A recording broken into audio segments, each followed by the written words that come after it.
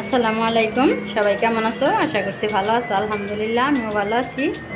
আজকে আমি রান্না করব। এইখানে বন্ধুরা আমি একটা কার্পু মাছের কয়েক পিস মাছ নিচ্ছি। যে কার্পু মাছ, এই কার্পু মাছটা আমি একটা রেসিপি করব। সবাই প্রথম থেকে শেষ পর্যন্ত পুরো ভিডিওটা দেখে নিও। আর এই কার্পু মাছ কি দিয়ে রান্না করবো সেটাও দেখাবো। এই যে এখানে চাল কুমড়া নিচ্ছি, এই চাল কুমড়া দিয়ে আমি এই কার্পু মাছের রেসিপি করব। আমি মাছটা হালকা ভেজে নেব, তার জন্য এখন সব মশলাগুলো দিয়ে দেবো। এই যে বন্ধুরা এখানে আমি সব মশলাগুলো মোকা খুলে খুলে রেখেছি। এখন আমি এখান থেকে সব মশলাগুলো দিয়ে দিব। এখান থেকে আমি যে হলুদ গুঁড়ো নিলাম, হলুদ গুঁড়ো, মরিচের গুঁড়ো নিলাম, দিয়ে দিলাম মরিচের গুঁড়ো। এখন আমি নেব লবণ দিয়ে দিলাম, হলুদ মরিচ লবণ দিয়ে দিলাম। এখন আমি মাছটা ভালো করে মাখিয়ে নেব। বন্ধুরা এইভাবে আমি হলুদ মরিচ লবণ দিয়ে আমি মাছটা সুন্দর করে মাখিয়ে নিলাম। এখন আমি ভেজে নেব। এইখানে আমি পেঁয়াজ কাঁচামরিচ কেটে নিচ্ছি, আর এখানে আদা রসুন জিরে একসাথে বেটে নিচ্ছি চাল কুমড়া দিয়ে। আর কার্পু মাছের তরকারি রান্না করার জন্য আমি চুলায় কড়াই বসিয়ে দিচ্ছি। মাছটা ভাজার জন্য তেল দিয়ে দিলাম।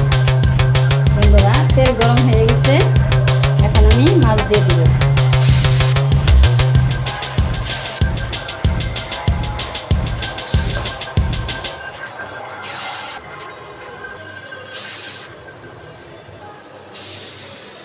সবগুলো মাছ আমি একসাথে দিয়ে দিলাম। এখন আমি মাছটা উল্টে দেব।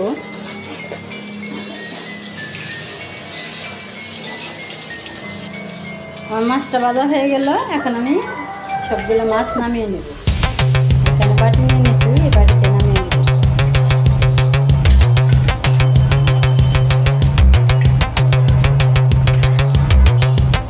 এখানে পেঁয়াজ কাঁচামরিচ নিয়েছি, এখন আমি পেঁয়াজগুলো দিয়ে দেব।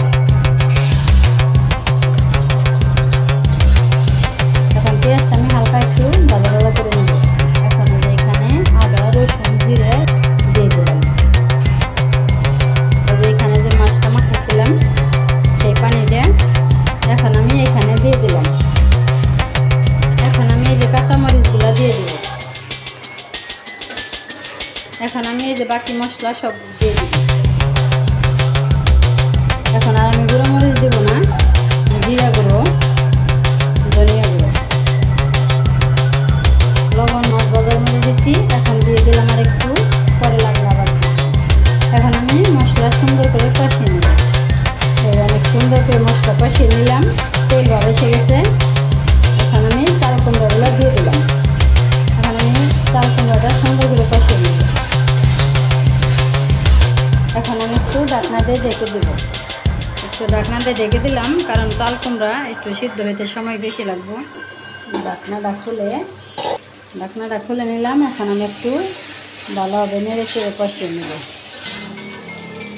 এই যে বন্ধুরা অনেক সুন্দর করে কষিয়ে নিলাম। এখন আমি পানি দিয়ে দিব। ওই দিন তিল পাতা খেয়ে অনেক ভালো লাগছে, এই জন্য আজকে আবার তিল পাতা করতেছি। এবং তিল পাতাটা এখন দিয়ে দিব।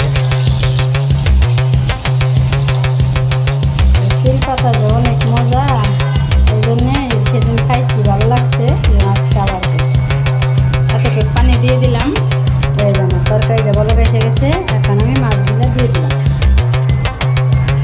এখন বন্ধুরা রান্না হোক, তাতে দেখাবো। বন্ধুরা এই যে কার্পু মাছ দিয়ে চাল কুমড়ার তরকারি আমার হয়ে গেল। এখন আমি নামিয়ে নিব। হালকা মশলা দিয়ে পাতলা ঝোল করে আমি কার্পু মাছ দিয়ে চাল কুমড়া রান্না করলাম। এই যে বন্ধুরা কার্পু মাছ দিয়ে চাল কুমড়ার তরকারি। আর এইখানে এসে গরম গরম এই যে তিল পাতা। এই কুমড়ার সিজনে আমরা কুমড়া পাতা অনেকভাবেই খাই। খেসারির ডাল দিয়ে খাই, সরিষা দিয়ে খাই, তিল দিয়ে খাই। এই কুমড়ার সিজনে আমরা প্রায় এই কুমড়া পাতার এই রেসিপিটা করি। তাহলে আজকে আমার এই দুইটা রেসিপি কেমন হলো অবশ্যই কমেন্ট করবে। আর সবাই সাপোর্ট করবে, আর সবাই পাশে থাকবে। সবার সুস্বাস্থ্য কামনা করছি। ধৈর্য ধরে কষ্ট করে যারা ভিডিওটা দেখলে সবাইকে অনেক অনেক ধন্যবাদ।